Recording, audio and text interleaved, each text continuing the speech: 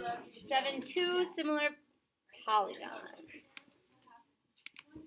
So there are 480 sophomores and 520 juniors in a high school. Find the ratio of juniors to sophomores. So what comes first? Juniors. So 520 to 480. Am I done? Nope. Nope. Yeah, you can get to 5248. Am I done? Nope. What can you divide those by? 4. 4, actually. So you get 13 to 12. 13 to 12, because it was asking juniors to sophomores. Needs to be in the correct order. A strip of wood molding that is 33 inches long is cut into 2 pieces whose lengths are in a ratio of 7 to 4. What's the length of the 2 pieces? So 7x plus 4x must be equal to 33. So 11x must be equal to 33. So x must be 3. So you get 21. No, yes. 21 to 12. And when we add those, does that equal 33? Yeah. And then what do we have to do for the bottom one? Okay, so we do this guy. So 8 and 2x makes 16x minus 8 equals 4x plus 16. So then I'm going to minus 4x and add 8 to both sides. And then we get 12x equals 24. So x must equal 2.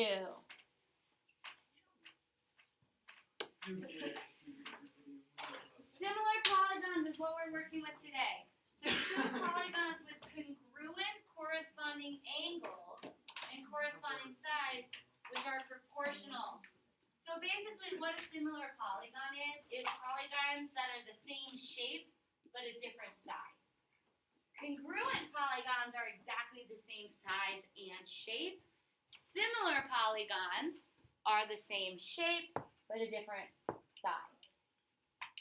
The notation for similar is this. Okay?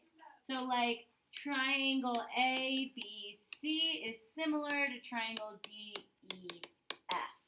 So they're not congruent. How did we write congruent? We put the equal sign. That was congruent. So similar is just the little squiggly sign.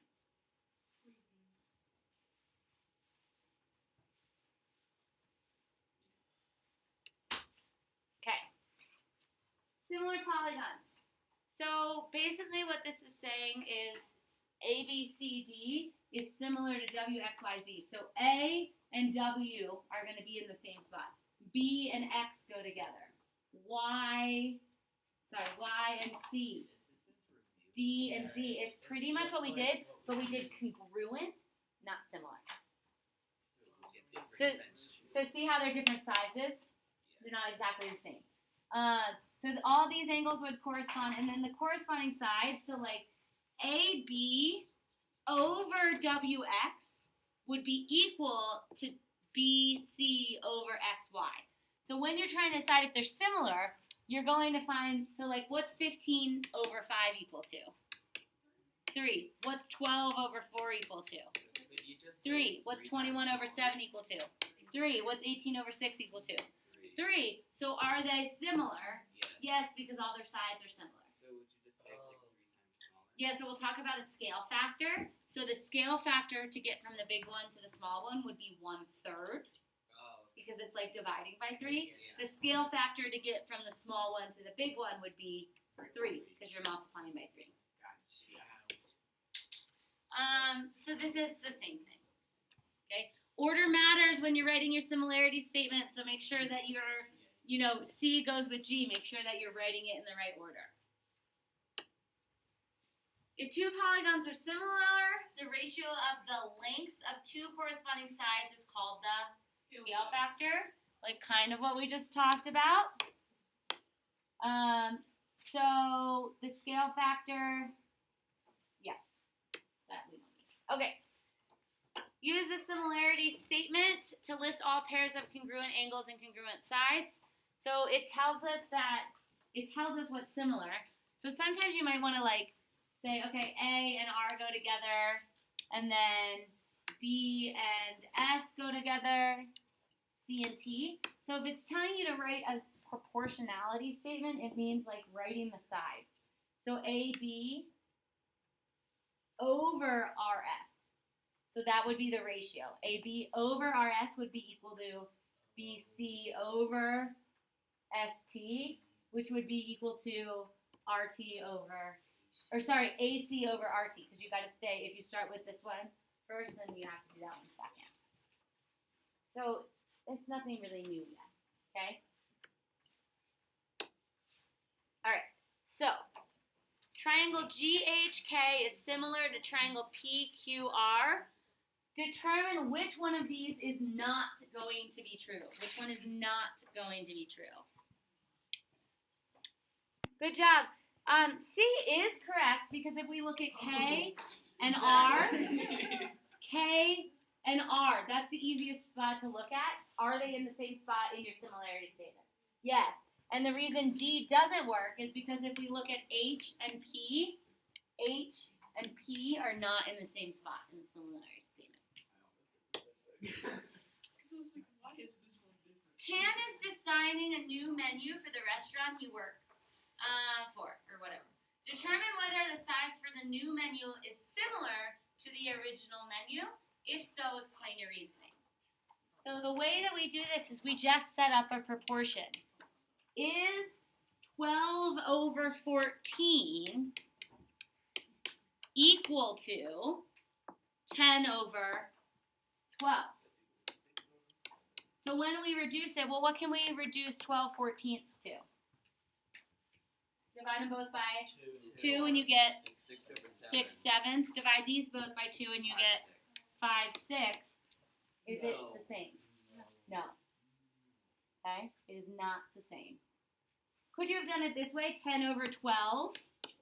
Is that equal to 12 over 14? Could you have done it that way? Do you end up with the same numbers? Yeah. Okay? So you're just setting up proportions. Decide whether the figures are similar. If they are, write a similarity statement. So be really careful, because what side is LN going to go with?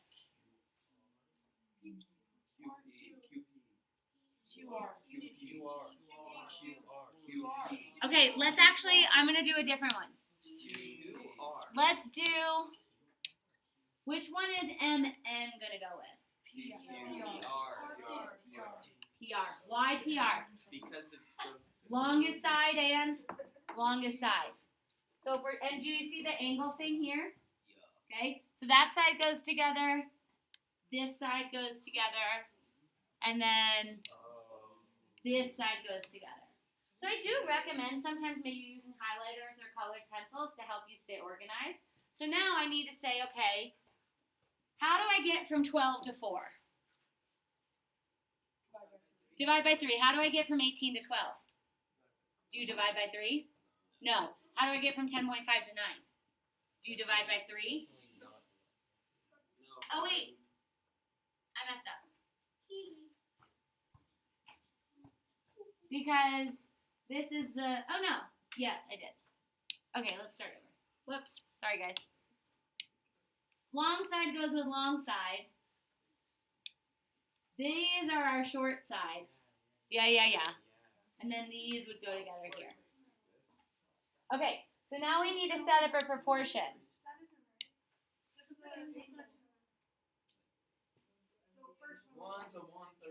What is happening? I did it right this first. They're not similar. They're obviously not similar. They're not similar. That. I don't know what is going on. Yeah, let's just move on to the next Because we go one. this, but then it's the angles have to be. We're just confusing ourselves. Yeah, we are. Move on. They're not similar. Okay, great. You have a photo 4 inches wide by 6 inches long. 4 by 6. You want to reduce it so the width is 1.5. How long should that be? How would we figure that out? 4 over 1.5 equals 6 over x. Could you have set it up different ways? Could you have done 6 over 4 equals x over 1.5. There's a lot of different ways to set these up. Cross multiply, 4x equals, what is that? 9. Divide by 4, x equals 2.25 inches. Inches? Yeah. Inches.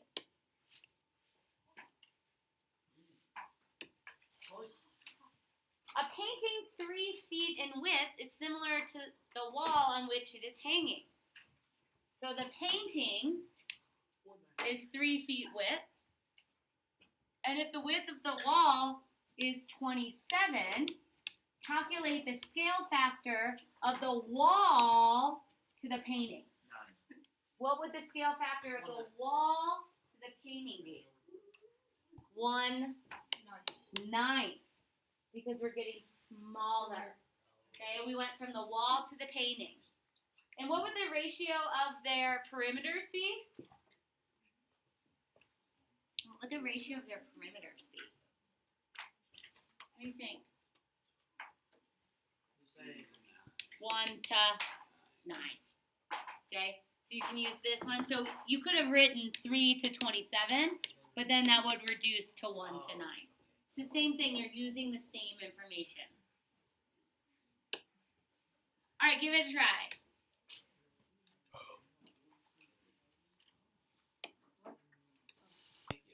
Let's go over this. So you don't want to use the 2 and the b minus 6 because you don't know b. So you're going to use the 5. That's not writing. 5 over 3 equals 4 over a. So 5a equals 12. So a equals 2.4 when we do the math out. Okay? If ABCDE is similar to RSTUV, find the scale factor from the small one to the big one and the perimeter of each. So what's this going to be equal to? 4. What's this one? 7. Do I know this one? No. Okay. So I can find out what that is to find out a scale factor. So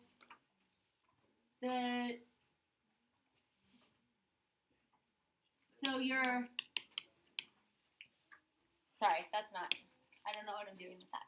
Okay, so if we solve for x, so how would you figure that out? 1 and 3/8. Well, you just kind of do 7 divided by 4. Which is 3/8. So it's 1.75. So to get from 4 to 7, you multiply it by 1.75. Check that. 4 times 1.75 is that 7? Yes. So then what could we multiply 6 by to find out this part? 6 times 1.75 would be 10.5. How could I find x? Divided by.